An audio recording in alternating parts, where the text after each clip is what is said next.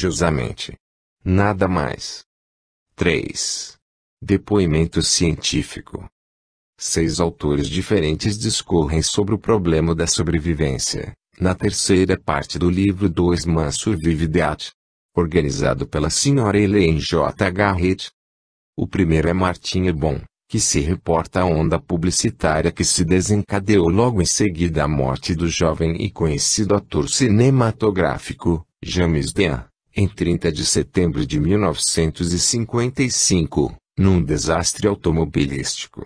O leitor não acostumado a acompanhar a grandeza e decadência dos astros de Hollywood, talvez não saiba que James Dean foi praticamente idolatrado em vida, sendo considerado um ator de grandes recursos cênicos. Fez apenas 3 filmes e, ao morrer, deixou incontável multidão de admiradores, especialmente entre a juventude feminina americana. O caso James Dean veio parar neste livro, porque, pouco depois do acidente que o privou da vida física, apareceu nos Estados Unidos uma publicação que transcrevia mensagens ditadas pelo espírito do ator. Não temos elementos para avaliar a autenticidade das comunicações e das declarações da jovem que narra seus contactos com o espírito de James Dean. O autor do artigo também não discute esse aspecto do problema. Seu objetivo é o de chamar a atenção para o fato de que existe um clima psicológico que a ciência não pode ignorar, especialmente após a publicação do famoso livro The Search for Bridie Murphy, de Murray Bernstein, no qual são narradas as experiências de um hipnotizador que descobriu no seu sujeito informações sobre uma existência anterior. A publicação do artigo sobre James Dean desencadeou uma série de experimentações mais ou menos desorientadas, por grupos constituídos principalmente de mulheres, com o objetivo de invocar o espírito do astro desaparecido e com ele entrar em contato. Temas como hipnotismo e reencarnação voltaram a ser discutidos nas primeiras páginas dos jornais e em extensos artigos de revistas populares. Mas, comenta o autor, os cientistas não gostam de atacar esses problemas abertamente, ao calor das emoções do povo, preferem a solidão e o silêncio dos laboratórios. No entanto, e ainda o Sr. Ebon quem o diz traço, a pesquisa psíquica não pode fechar-se numa torre de marfim. Não pode deixar de observar o que se está passando em torno dela, aqui mesmo, neste momento. Nem pode ignorar sua própria responsabilidade. Seria muito fácil dizer que se trata de um movimento de lunáticos e irresponsáveis, porém há muito mais que isto atrás dos fatos. O artigo do Sr. Ebon é bastante lúcido e direto, ao criticar a atitude da parapsicologia, que deseja aplicar métodos quantitativos de repetição estatística, a fenômenos psíquicos que são essencialmente qualitativos. A dificuldade prática é quase que insuperável, pois a reprodução do fenômeno depende muito do fator emocional, difícil de ser criado em laboratório. Cita um exemplo curioso e ilustrativo, o fenômeno Johann Sebastian Bach. Em quase 600 anos de música polifônica, apenas um Bach ocorreu na história, reunindo tamanho poder inventivo, originalidade, espontaneidade, pureza melódica. A probabilidade estatística da existência de um Bach seria talvez, diz o autor, de 1 para várias centenas de milhões. No entanto, Bach existiu. Por isso, nem o autor nem nós acreditamos na eficácia dos métodos de pesquisa matemática, quando aplicados ao mecanismo do espírito humano. Acha também que o mal não está só no encastelamento da parapsicologia em sua torre de marfim, está igualmente nas ciências conexas, que têm suas próprias dificuldades. É recente a admissão da psicologia no santuário da Universidade Inglesa de Oxford. Não se admira, pois, diz o Sr. Ebon, que os psicólogos ainda hesitem em confessar seu interesse por um assunto que se recusa a comportar-se razoavelmente nos laboratórios. Há, no entanto, um crescente arejamento em torno desses problemas. Cada dia é maior o número de psicólogos nos Estados Unidos, que aceitam a percepção extrasensorial como fato ou, pelo menos, a consideram como possibilidade. Os cientistas devem enfrentar as dificuldades e agruras da pesquisa e aventurarem-se pelo campo que ela oferece, conclui o autor. O segundo ensaio é de autora de Emmanuel K. Schwartz, um psicanalista que explica o fenômeno da maneira mais simples do mundo, com toda a sabedoria doutoral e negativista da sua ciência. Para ele, a experiência psíquica, como, por exemplo, uma aparição, é mera resposta a uma necessidade íntima, que, por sua vez, foi desencadeada por um estímulo. Para satisfazer esse desejo íntimo, ocorre então a evidência externa de um fenômeno psíquico. O Dr. Schwartz perde-se em longas explicações, usando sempre o jargão psicanalítico já conhecido, sem, a meu ver, acrescentar nada de substancialmente novo ao tema. No final de seu artigo, atribui o atual interesse coletivo pela reencarnação e pela sobrevivência, à crise mundial que ameaça as fontes de segurança e satisfação de quase todo o mundo. Sua conclusão é inacreditável. Diz ele, uma compreensão mais racional e realista dessas tendências poderá levar a meios mais satisfatórios de sobrepujar a insegurança. Em outras palavras, o Dr. Schwartz acha que essa história de aparições e sobrevivência é uma tolice muito grande, uma espécie de mecanismo de fuga que o homem emprega porque se sente inseguro. No momento em que ele for mais realista e racional, descobrirá segurança em outras paragens e abandonará essas crendices. É de pasmar. O artigo seguinte, muito curto, 3 páginas e meia do livro, é do Dr. Julius Weinberger, mestre da ciência física. É um trabalho extremamente lógico, sóbrio e lúcido. Do ponto de vista de ciência pura, no meu entender, é um dos melhores ensaios deste livro.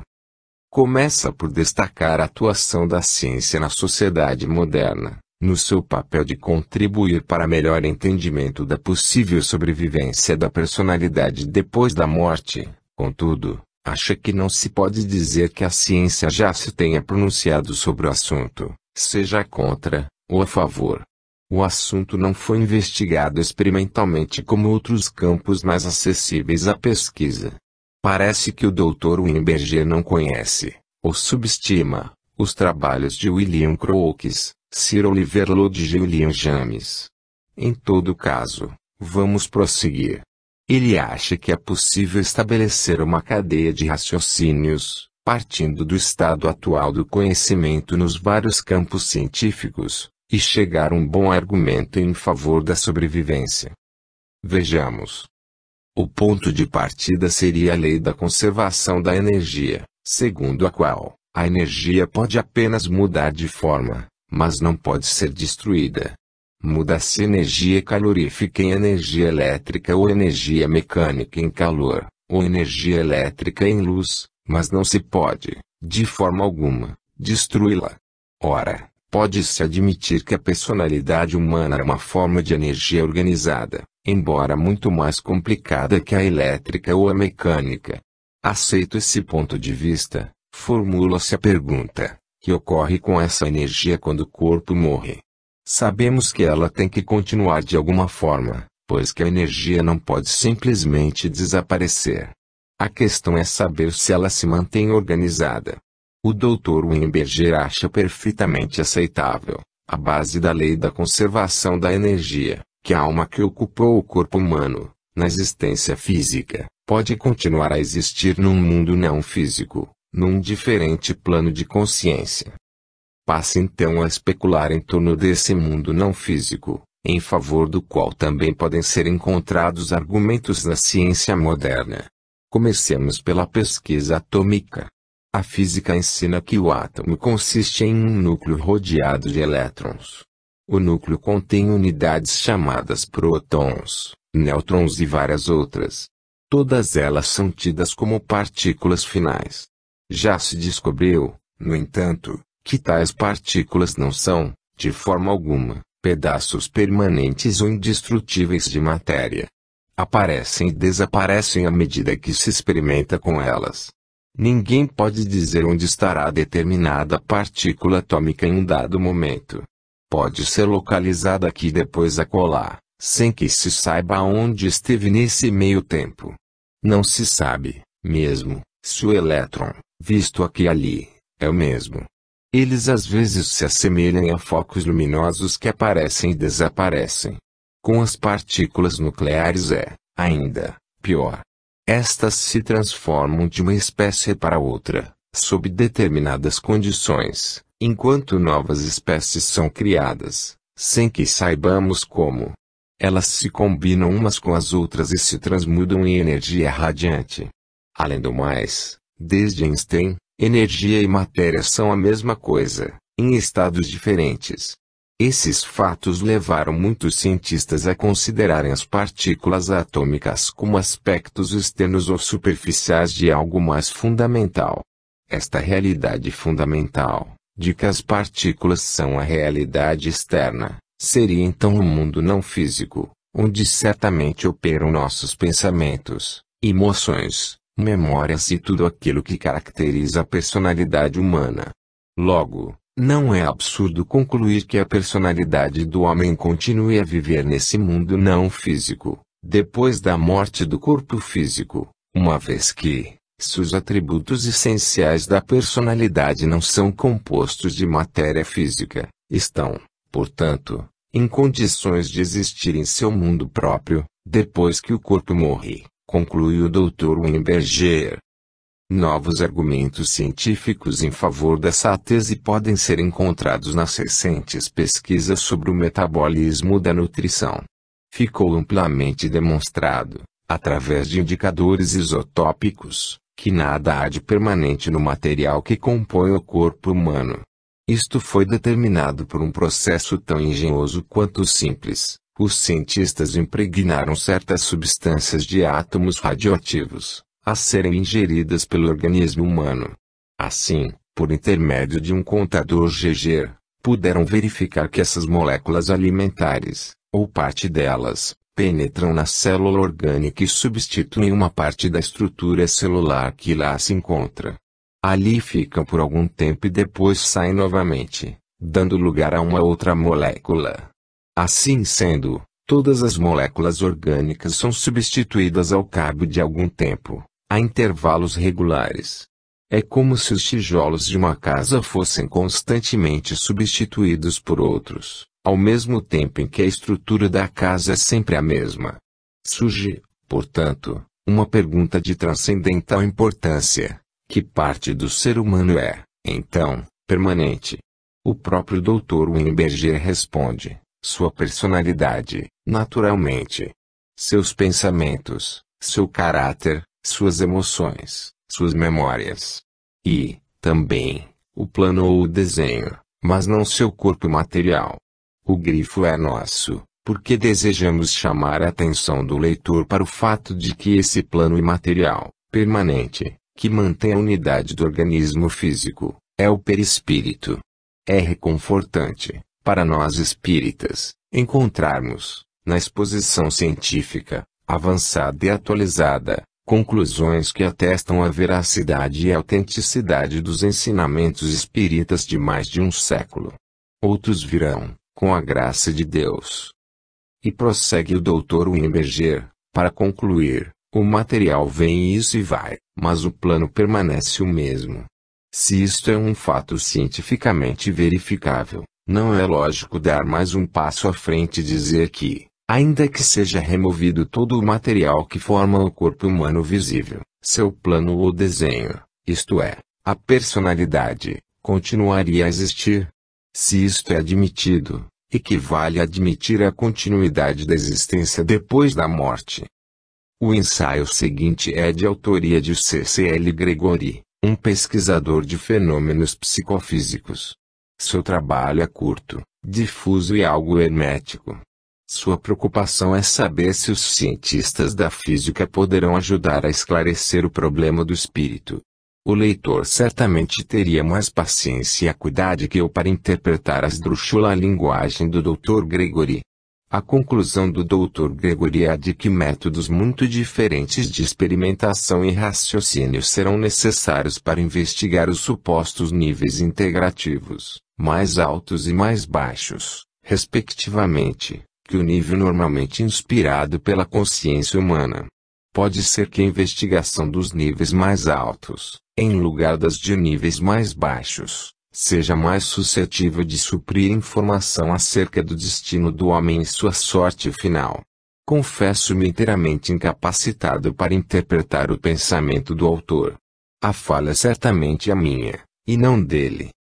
O artigo seguinte chama-se Novos Princípios de Física e é de autoria de R. Amac Comineu, um físico. Sua pergunta inicial é: poderá a física provar a sobrevivência? Responde dizendo que a pergunta é difícil porque as palavras estão mal definidas. No entanto, informa, a questão é digna de consideração. O professor McComineu também não escapa muito à maçuda terminologia de seu colega Dr. Gregory, que acabamos de ver. A certa altura começa a divagar em torno do princípio de incerteza, do professor Heisenberg, Prêmio Nobel de 1932, e me deixa a mim, ignorante em física superior, inteiramente confuso, com as suas variáveis canonicamente conjugadas que não podem ser medidas com precisão ilimitada. Mais adiante consigo entender uma frase mais objetiva e simples que nos informa que o aspecto espiritual da vida do homem é complementar à sua existência física e, portanto, inacessível à mensuração física. Por conseguinte, não há razão para duvidar de que o aspecto espiritual do homem possa sobreviver à sua morte corporal. É uma afirmativa confortadora. Sua conclusão final, no entanto, é mais dubitativa. Diz ele, de um ponto de vista geral, a mais esperançosa afirmativa que parece justificável é esta: os métodos da física podem ser úteis no estudo da personalidade viva do homem, e isto, por sua vez, pode levar-nos à subsequente questão da existência depois da morte. Nada mais reticente.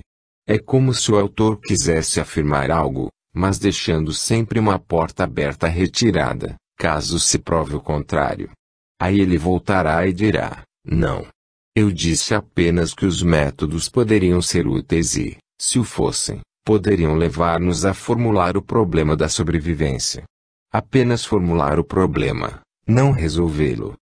O ensaio seguinte chama-se enfaticamente A Unidade da Natureza.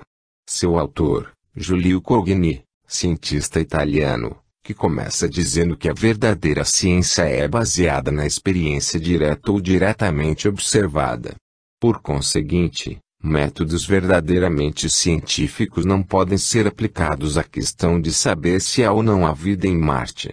Vemos, pois, que o Dr. Cogni é partidário intransigente da observação, espécie de Tomé moderno que só admite o que toca, sente, vê, mede, examina sob os olhos.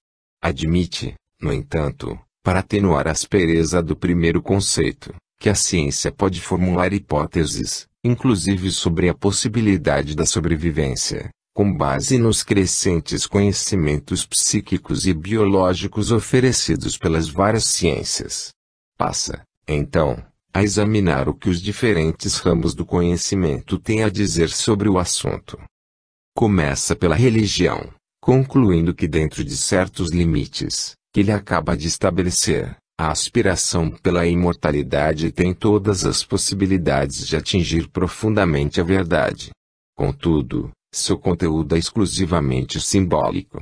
Literalmente, ele contém apenas harmonia, beleza e consolo. E a física? Pergunta ele. O Dr. Cogni não nutre grandes esperanças. Seu raciocínio é materialista e pode ser encontrado, quase que nos mesmos termos, em todos os pensadores materialistas que se pronunciam sobre o problema.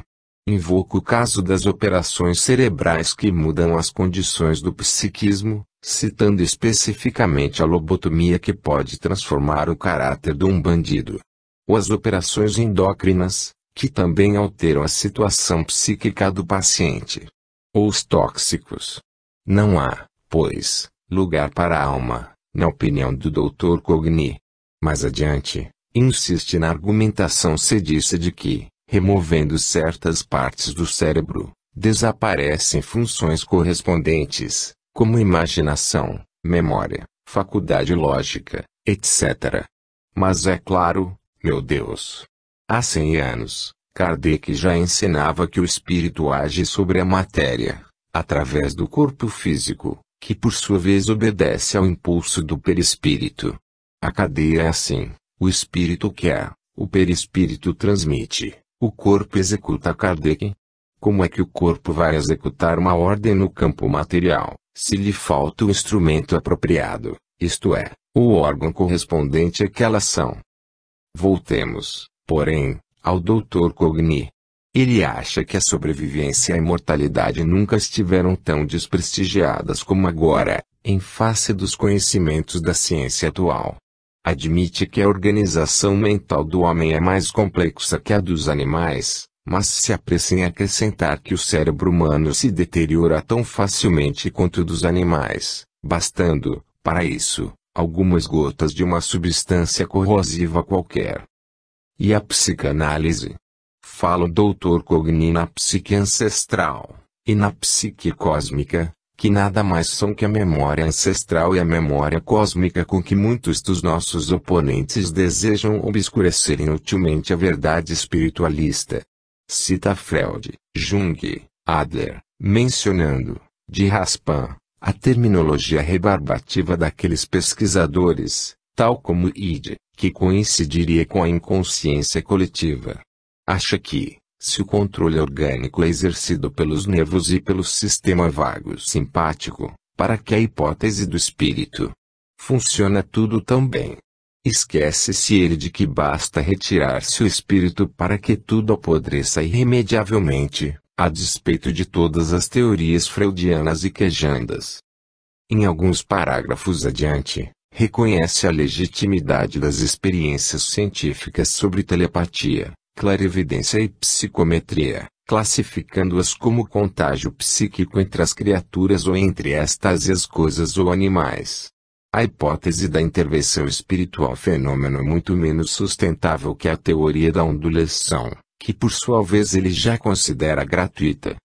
O Dr. Cogni incide no velho engano de considerar os fenômenos espíritas como simples produto da evocação da memória cósmica, de onde são retirados fatos e pessoas do passado.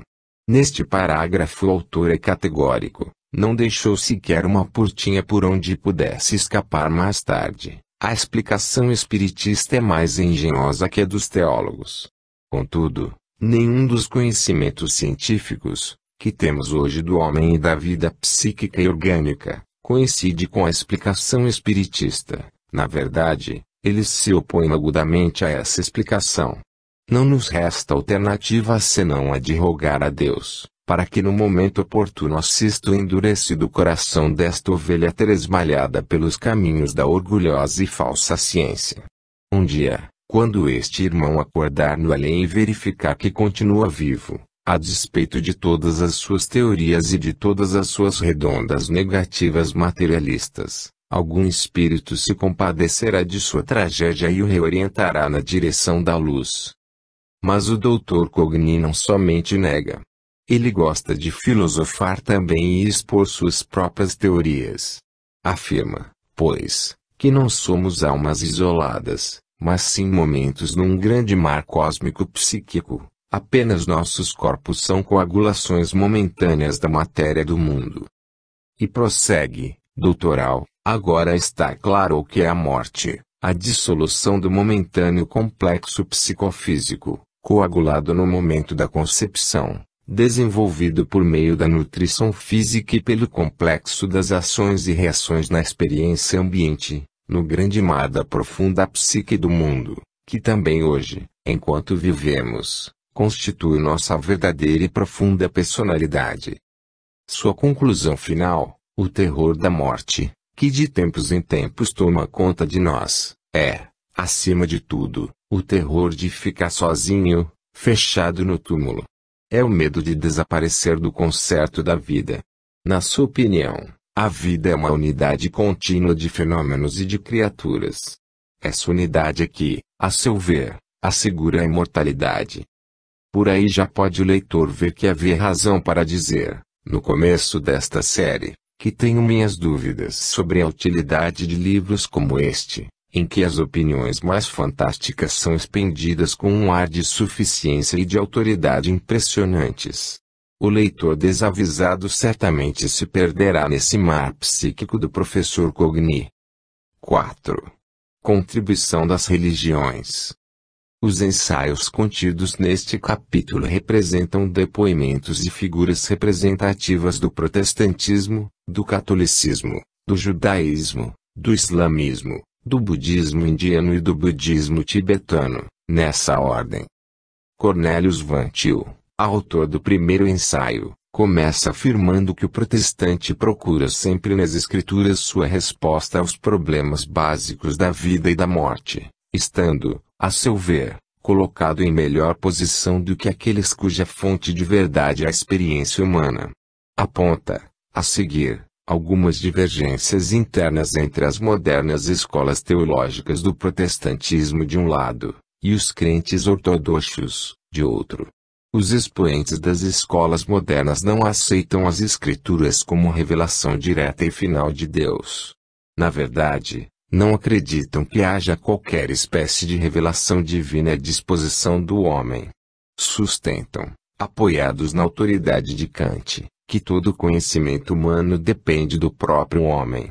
Informa, também, que a ortodoxia protestante difere, apesar de que não tanto radicalmente, da ortodoxia da Igreja Católica Romana. Mais adiante o autor protestante doutrina: todos os homens foram envolvidos no pecado de Adão, porque todos estavam representados por ele. E cita, em apoio de sua fatal conclusão, a Epístola de Paulo aos Romanos: portanto, assim como por um homem entrou o pecado neste mundo e pelo pecado a morte, assim passou também a morte a todos os homens por um homem, no qual todos pecaram. Romanos 5:12. A interpretação literal dessa passagem, que por sua vez é uma interpretação literal do que se contém no Gênesis, nos levaria a ter que admitir que Deus condenou todos os seus filhos à morte por causa da falha de um deles. Enfim, não vamos discutir esse problema porque este não é o lugar apropriado nem a ocasião oportuna. Continuemos com o Sr. Van Til. Fica-nos amarga a concepção de que todos somos culpados e de que não há, pois, nenhum justo. Romanos 13:10. Logo, os homens são totalmente incapazes de praticar qualquer bem e são inclinados para o mal, segundo o Catecismo de Heidelberg. Esta sombria conclusão, este pessimismo, este desairoso conceito que se formula da grandeza de um Deus perfeito, justo, bom, constitui, a meu ver, a grande tragédia das religiões que se amarram à letra que mata e se esquecem do espírito que vivifica. Deus, continua o Sr. Van Til, citando o já mencionado Catecismo de Heidelberg, está terrivelmente descontente com o nosso pecado original, tanto quanto com os nossos atuais pecados, e os punirá por um julgamento temporário e eterno. O artigo do Sr. Van Til é todo sombrio, pejado de citações bíblicas das mais dramáticas. Sobre suas palavras paira, da primeira à última, a ideia do pecado e da consequente e inevitável punição determinada por Deus. Quanto à questão da sobrevivência, objetivo principal do ensaio, o Sr. Van Til acha que para o protestante ortodoxo o problema deve ficar rigidamente enquadrado no que dizem as Escrituras. A certa altura, informa ele, conhecendo Deus e, portanto, reconhecendo em si mesmos criaturas de Deus e pecadores contra ele, todos os homens procuram suprimir a verdade. Suas conclusões são nebulosas e unilaterais. Desde que, no seu entender, o homem foi criado para a glória eterna ou para o eterno sofrimento, segundo sirva a Deus ou o ofenda, o problema da sobrevivência é uma questão de fé, não de raciocínio. E a fé se apoia na Bíblia, nada além disso. Quanto às objeções científicas, lógicas e morais à sobrevivência, o autor assume a cômoda atitude de que aqueles que objetam a autoridade da Bíblia não têm base onde se apoiarem. Assim, diz ele, A simples sobrevivência não pode ser provada ou desmentida porque a prova não ocorre no reino puramente irracional do acaso. E a sobrevivência significativa não pode ser provada ou desmentida, porque, se há um sentido, nesta base, então não há indivíduo para perceber o sentido. Quando o indivíduo fala, não é mais o indivíduo que fala. Espero que o leitor tenha entendido algo. Quanto a mim, confesso humildemente que não compreendi coisa alguma desse arrazoado final. Isso de dizer que a sobrevivência é uma questão de fé, baseada na Bíblia, não é novidade. Já sabíamos. O que desejamos é aplicar a pedra de toque formulada por Kardec quando ensinou que a fé deve encarar a razão, altaneira, segura de si e não se limitar apenas a aceitar cegamente o que lhe é imposto. James Collins fala, no artigo seguinte, pelos católicos, embora frisando de início que procurará descrever apenas uma perspectiva da sobrevivência do seu ponto de vista pessoal, sem expressar naturalmente o pensamento oficial da Igreja. Esclarece que a questão da sobrevivência não é simples acessório do catolicismo, mas o seu tema central. Por isso, vem expresso no próprio credo que termina dizendo: creio na ressurreição da carne, na vida eterna. Amém. Os ritos católicos, ainda segundo o autor, desde o batismo até a extrema-unção, levam em conta essa ideia predominante.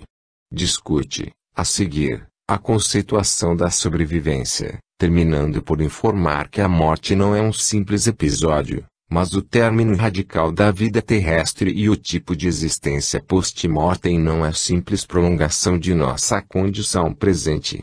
Para determinar com maior precisão a posição católica em face do problema da sobrevivência, é necessário, segundo o Sr. Collins, explorar três aspectos distintos: imortalidade pessoal, ressurreição e presença de Deus no julgamento. Afirma, a seguir, que a convicção católica é a de que, depois da morte, o princípio espiritual do homem permanece em existência não temporariamente, mas para sempre, não impessoalmente, mas pessoalmente. A prova disso tem sido fornecida não somente pela inquirição do próprio homem, como pela revelação divina, diz ele. Os pensadores católicos, continua o autor, não apoiam sua defesa filosófica da imortalidade nos relatos acerca dos fenômenos de poltergeistes, comunicações dos mortos e outros fenômenos do espiritismo. No entanto, logo a seguir, o autor faz uma ressalva preciosa, dizendo que parece impossível recusar satisfatoriamente a hipótese de que tais manifestações psíquicas sejam produzidas por seres inteligentes extra-humanos, cujas intenções morais nos são obscuras. Ainda bem. Depois de discutir alguns aspectos de natureza filosófica, o autor informa que, do ponto de vista católico, a alma separada existe como entidade individual, conservando seus pensamentos pessoais, lembranças e caráter. Não é absorvida por nenhuma espécie de massa cósmica, nem identificada com Deus, nem despojada de toda atividade consciente. No entanto, além dessa afirmação de integridade pessoal, a especulação católica acerca da alma, após a morte, limita-se ao mínimo indispensável, colocando sob suspeita qualquer elaboração imaginativa. Acha, porém, que a atividade da alma só é completa quando unida ao corpo. A morte é um seccionamento tão profundo que a alma desencarnada não experimenta a integral realidade humana. E acrescenta, somente o final reencontro da carne com o espírito pode satisfazer nosso anseio de gozar a vida eterna como homens integrais, em lugar de restos fragmentários. Por conseguinte, e o autor está perfeitamente identificado com o pensamento católico a felicidade eterna com que sonham os filósofos da Igreja somente será possível quando ocorrer a chamada ressurreição, isto é, quando o corpo e a alma se unirem outra vez. As dificuldades morais, filosóficas e materiais desse ponto de vista são insuperáveis, mesmo admitindo que fosse possível a alma, depois de decorridos séculos e até milênios, reencontrar, na poeira do mundo, Os átomos que uma vez foram parte integrante de seu arcabouço físico, e então reconstituir, célula por célula, seu antigo organismo, muitas vezes defeituoso, doente e até monstruoso. Sei que para cada uma destas objeções foram imaginadas, através de séculos de meditação, respostas engenhosas. O tema, no entanto, extravasa os objetivos desta simples notícia que desejamos dar sobre o livro organizado pela Sra. Garrett. O Sr. James Collins prossegue dizendo que o fato de os católicos considerarem o Cristo como o homem-deus, e não como um grande profeta ou um gênio religioso, tem profunda influência sobre a questão da sobrevivência. Acha que a ressurreição do Cristo contém uma promessa de ressurreição a cada um em seu próprio corpo. Para nós, espíritas, a questão está formulada com uma deficiência intrínseca que invalida completamente. O Cristo se apresentou àqueles a quem amava, na plenitude de sua glória e de seu poder, em seu corpo perispiritual, feito da mais pura e nobre essência etérea. Para querer e desejar um corpo físico, material, cheio de limitações e necessidades, para com este pobre instrumento ascender às alturas inconcebíveis da mais elevada esfera espiritual. Que fazer naquele ambiente diáfano, altamente espiritualizado, onde nem o nosso pensamento de imperfeitos seres humanos pode alcançar? Que fazer lá, dizíamos, com um pesado e inconveniente corpo físico? Como arrastar para a pátria da luz, domínio do espírito puro, a massa densa do organismo físico que, como matéria que é, está sujeita às vicissitudes da nutrição, da decomposição, dos achaques? Deixemos, porém, essas perguntas perturbadoras. Tanto católicos como espíritas têm suas próprias respostas a essas indagações. Não posso, no entanto, deixar de sentir a fragilidade dessa argumentação, segundo a qual o corpo físico é indispensável, essencial, palavra do autor, ao homem integral. Se há algo insatisfatório e ilusório, como diz ele, acerca de qualquer teoria da sobrevivência que despreze essa conceituação, não sei como situar a atuação post-mortem dos santos do próprio catolicismo. Como podem eles ouvir súplicas, praticar o bem, derramar tanta bênção sobre a terra, e isso inegavelmente eles o fazem, se dispõem apenas da alma. Se a alma desencarnada, como acabamos de ler no Sr. Collins, não experimenta a integral realidade humana, de que forma esses grandes espíritos podem atender às súplicas e praticar o bem? Não teriam eles que esperar pelo juízo final e pela ressurreição da carne, para, então, munidos novamente do corpo físico, voltarem a ser homens e mulheres integrais e sentirem a realidade humana? Francamente não compreendo e não compreenderei a sutileza da argumentação, a despeito de todo e qualquer raciocínio filosófico que queiram oferecer. Assim, o conceito católico da sobrevivência, tal como expõe o Sr. James Collins, não atende à séria objeção da lógica, isto é, como poderá a sobrevivência, ou seja, a imortalidade, se compor de um fator imperecível, o espírito, e outro facilmente deteriorável, como o corpo físico, material, grosseiro e pesadão.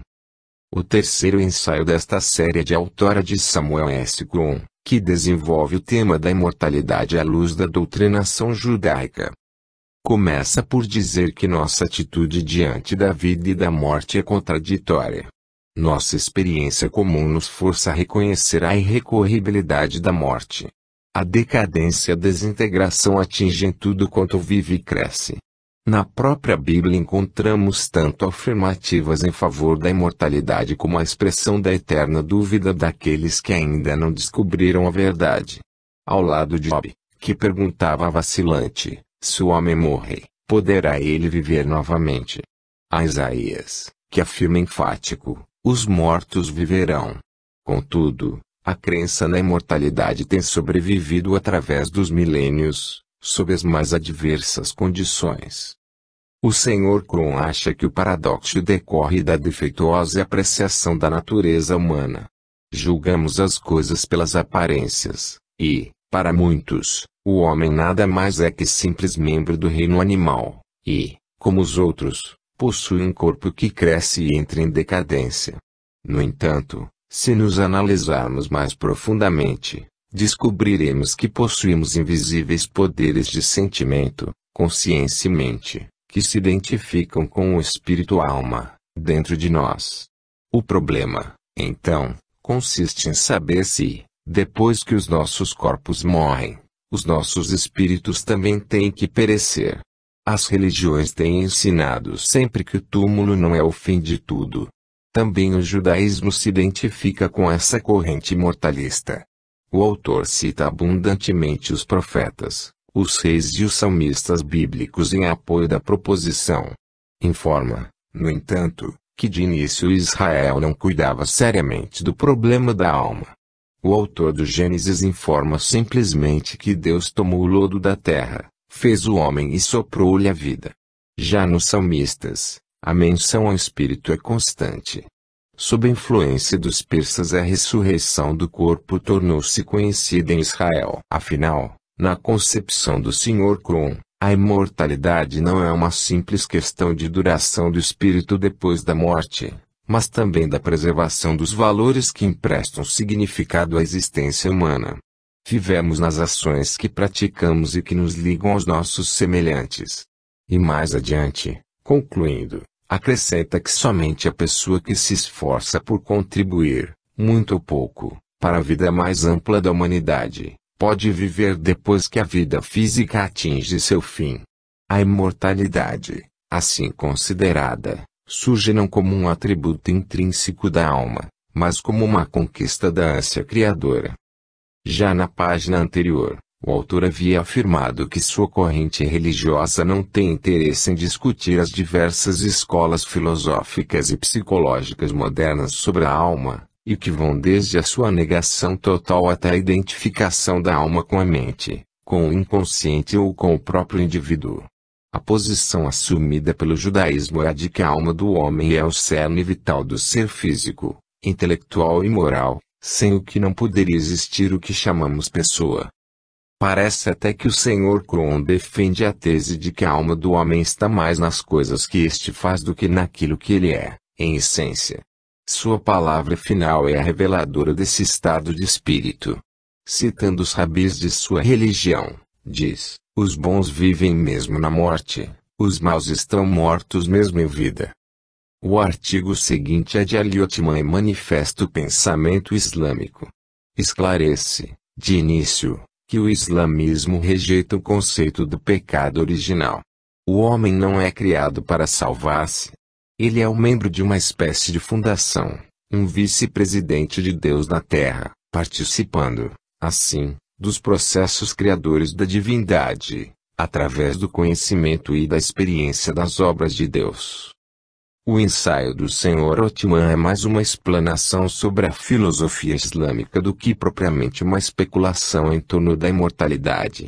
A certa altura, informa que há 3 maneiras de ser.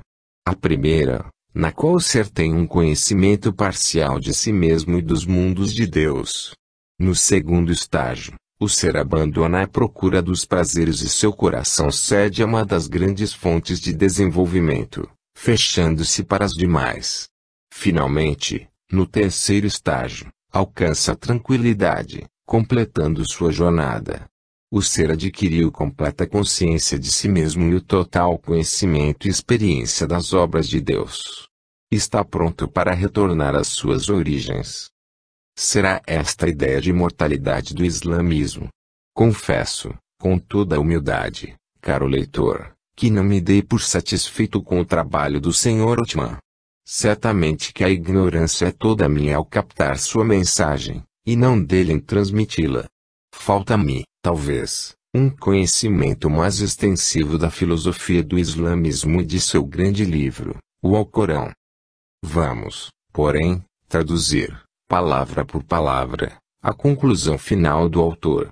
Diz ele, em suma, o indivíduo, por si mesmo, poderá ou não descobrir seu espírito, na sua verdadeira natureza, e, ainda, se é imortal ou não. Relembrando ao homem seu próprio valor, o Alcorão lhe pergunta: julga, homem, que ele será posto fora, depois da morte, como um objeto inútil. Acho muito insatisfatória esta conclusão, mas, disse e repito, a falha deve estar no meu desconhecimento da doutrina do Islã. De qualquer forma, aqueles caros irmãos admitem a sobrevivência, mas, parece-me, pela amostra oferecida, que também eles se atam demasiadamente à letra dos seus livros sagrados e se colocam à margem do espírito que neles se contém. O artigo seguinte chama-se Liberação e Renascimento e é de autoria de Gerrit Lansing, que começa por relatar as ideias de Gautama Buda, 500 anos antes do nascimento de Jesus. Informa que os problemas metafísicos sempre gozaram de grande preponderância na filosofia do povo hindu. Em consequência da atitude introvertida a respeito do espírito, o Oriente é muito mais sofisticado do que nós, do Ocidente, diz o autor. Daí serem correntes as doutrinas da reencarnação e da sobrevivência na Ásia indiana, onde constituem parte de um sistema coerente de crenças e de práticas. Tais crenças são pacíficas, fazem parte da vida diária do povo e da ordem natural das coisas. A existência post-mortem é considerada normal, tal como o retorno à carne. A grande maioria dos atuais 360 milhões de habitantes da Índia, em 1960, acredita em uma forma ou outra de reencarnação, o que acarreta sérias consequências em todas as esferas da vida, tanto no seu aspecto moral e religioso, como no econômico e político. Passa o autor a citar a antiquíssima e abundante literatura religiosa indiana, na qual o conceito fundamental, o leitmotiv, é formado pelas doutrinas da imortalidade e da reencarnação, bem como a ideia kármica da ação e reação. A certa altura, diz o autor que tanto no budismo como no hinduísmo populares de hoje existe a crença no renascimento do caráter individual. A recordação das passadas encarnações é frequentemente praticada como parte dos exercícios de meditação yoga.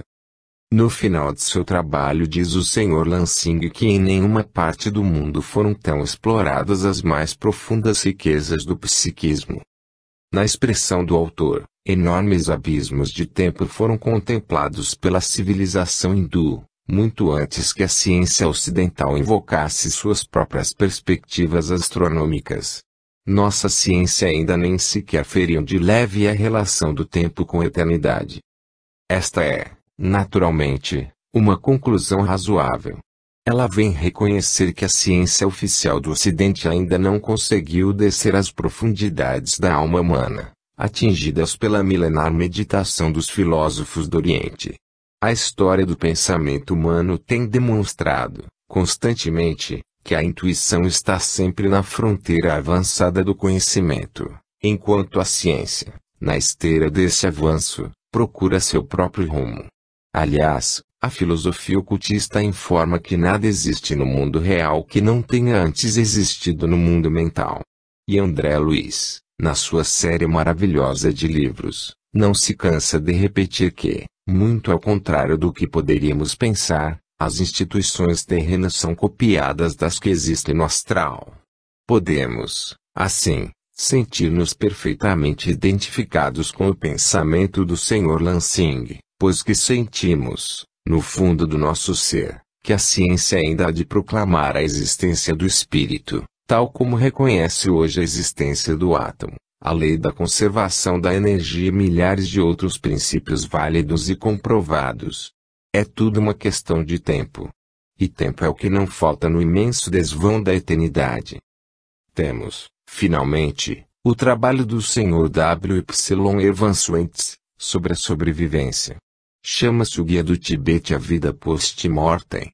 O Sr. Evans Wentz é autoridade reconhecida no estudo comparativo das religiões, particularmente as da Índia. Em consequência do seu longo contato com esses problemas, confessa ter chegado à convicção pessoal de que aquilo a que chamamos morte não é a cessação da consciência, mas o prelúdio necessário ao que chamamos nascimento. E prossegue, quando, talvez em algum tempo não muito distante, a ciência psíquica ocidental estiver preparada para fazer seu próprio pronunciamento, ela, também, tal como a amadurecida ciência do Oriente, perceberá, estou certo, como os antigos videntes o fizeram, que os vivos procedem dos mortos. Essas palavras colocam tão bem o problema que seria desnecessário comentar o resto do artigo. No entanto, é oportuno esclarecer que o autor considera que existe o mais amplo testemunho em favor dessa convicção. Pitágoras reconheceu a armadura que usara como guerreiro troiano em sua encarnação anterior. Buda recordava-se de muitas de suas vidas, tal como Krishna. O próprio Jesus afirmou que João Batista era a reencarnação do profeta Elias. Passa, então, o autor a analisar minuciosamente o livro dos mortos do Tibete, comentando suas principais referências. E com isto concluímos esta notícia sobre os diversos depoimentos contidos no livro compilado pela Sra. Garrett. Espero ter conseguido transmitir ao leitor um pouco das tumultuadas e, às vezes, contraditórias ideias que o livro reuniu. Como dizia de início, receio muito pela utilidade de um livro deste tipo. As correntes filosóficas que se entrechocam, em suas páginas, podem acarretar as mais graves inquietações no espírito do leitor desprevenido. Aquele que possui a tranquilidade da fé, seja ela qual for, não se deixará confundir. É de se temer, no entanto, pelo leitor indeciso, pouco esclarecido ou menos afeito à especulação filosófica. Envolvido na correnteza tumultuaria de tantas ideias que se opõem entre si, qual seria sua conclusão em face do que ficou dito no livro? Deverá acreditar nos cientistas que negam a existência do espírito? Ou naqueles que afirmam?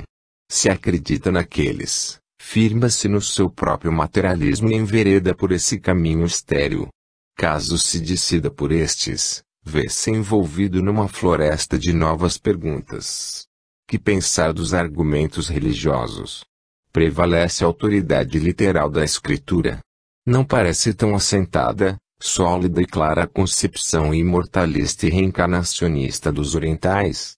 Que pensar das marchas e contramarchas da pesquisa liderada pela parapsicologia? Uma conclusão geral, no entanto, é inescapável. Prevalece o peso irremovível em favor da sobrevivência do espírito ao apurar-se a média geral das opiniões. Quanto à reencarnação, o pensamento oriental está milênios de distância da mentalidade ocidental. Acrescentaríamos que a reencarnação não é uma concepção metafísica de caráter místico e improvável, é uma necessidade filosófica, moral e religiosa, porque nos leva a compreender a justiça divina e o encadeamento lógico e racional da evolução espiritual do homem, na sua ascensão para Deus. Que outra concepção existe que a substitua ou que se lhe possa ao menos comparar? De modo que, em suma, podemos dizer que a esmagadora maioria das religiões aceita a existência do espírito e admite sua sobrevivência, embora possam ter divergências doutrinárias quanto à preexistência. Quanto à reencarnação, as religiões orientais lhe são francamente favoráveis, considerando-a um fato mais que demonstrado, aceito pacificamente. Do ponto de vista científico é que o tumulto é grande, porque as correntes materialistas do pensamento ainda se esfalfam por documentar suas razões e seus representantes se miscuem até mesmo entre aqueles que procuram investigar a própria alma humana. É uma das grandes incongruências do materialismo, a meu ver, pesquisar o fator não físico da personalidade do homem, com a fugaz esperança de provar que esse mesmo fator é uma ilusão dos sentidos, ou uma inutilidade filosófica e moral. Não nos exasperemos, porém, com as contradições do pensamento humano em torno do problema transcendental do espírito. A luz interior é uma questão de estágio evolutivo. Não se pode exigir que um homem de pé num caixote vazio, no fundo de um vale, descortine o horizonte que se estende por detrás das montanhas. Só depois que ele subir a montanha poderá ver a grandeza e a majestade da obra maravilhosa do Criador. Ajudemos, pois, humildemente, dentro de nossos modestos e parcos recursos, com paciência e amor, o irmão menos esclarecido a subi-la conosco. 5. Os fatos. Os comentários anteriores desta série contêm uma nota de cautela quanto aos resultados que o leitor possa obter do livro Dois Mans Survive Deat, da Sra. Elaine Garrett. De fato, o leitor desprevenido e sem uma sólida orientação doutrinária ou religiosa ficará, provavelmente, em maior confusão mental ao sair do livro que ao nele entrar. É que a obra apresenta, sem nenhuma orientação crítica, os pronunciamentos mais contraditórios que se possam imaginar. É bem verdade, e isso também ficou dito, que mesmo na vida prática, aqui no além, estamos, a cada momento, nos defrontando com alternativas que precisamos escolher. De outra forma não teríamos o mérito das decisões acertadas que tomarmos, muito menos, a responsabilidade pelas faltas cometidas. Não deixa, porém, de ser algo estranho que, sendo a Sra. Garrett, organizadora do livro, uma criatura dotada de notáveis dotes mediúnicos, presumivelmente convencida da realidade da sobrevivência, deixe medrar, no próprio artigo que escreveu, a erva amarga da dúvida. E isso está no título mesmo de seu trabalho que, como vimos, chama-se A Resposta é Ainda Não. Ela mesma, mantendo contactos frequentes com seres libertos da condição física, sente-se envolvida pela perplexidade.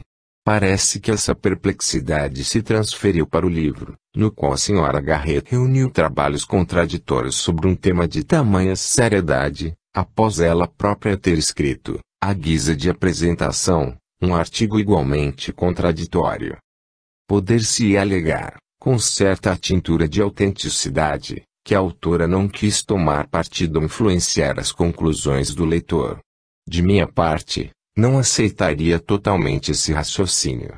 Sou de opinião que, ao escrever um ensaio, um livro, um artigo, o autor deve dizer ao que vem, que pontos pretende estabelecer, quais as conclusões que alcançou, quais as ideias que aceita ou combate e por quê. Se ele apenas lança o problema sobre a mesa, não está contribuindo para o esclarecimento da questão levantada, limita-se, ao contrário, a passar adiante as suas e as alheias dúvidas. Ainda que seu ponto de vista seja de difícil defesa, ele deve torná-lo conhecido, sem meias palavras e sem deixar aos sapões mal disfarçados por onde possa, na emergência de uma polêmica, retirar-se com honra. Estranho, pois, e isso muitas vezes tenho referido nos descoloridos comentários que subscrevo traço, que tantos autores, que discorrem sobre temas espirituais, armem a equação e sintam, depois, uma inexplicável inibição ao concluírem seus trabalhos. É pena, porque muitos deles estão investidos de autoridade científica ou prática para tanto. Seria uma simples manifestação do respeito humano. Seria porque a conclusão é tão revolucionária que se atiram a arrepio das ideias predominantes da época. Ou por ambas as razões? Enfim, no estágio evolutivo em que está a média da humanidade, o espírito é, na verdade, um conglomerado de contradições. Nessa mesma linha de raciocínio, vamos encontrar até homens do calibre do Dr. J. B. Heine que, num livro a ser analisado, nos assegura estas coisas muito sérias. 1. Que há no homem um princípio não físico, a que nós chamaríamos logo espírito. 2. Que essa mesma criatura humana é dotada de certa percepção psíquica, a que ele chama extrasensorial. 3. Que a aludida capacidade de percepção não está subordinada às limitações de espaço nem às de tempo, pois que já se demonstrou cientificamente a existência da telepatia, que transcende o espaço, e a de presciência, que extravasa os limites do tempo. Qual a conclusão óbvia que daí decorre? Não é preciso ser nenhum gênio, habituado às lides filosóficas e aos imperativos da lógica, para descobri-la. Basta ter bom senso. Se há no homem um princípio material que escapa ao domínio do tempo e do espaço, não é filosoficamente perfeita a conclusão de que esse princípio, espírito, sobrevive à morte do corpo físico.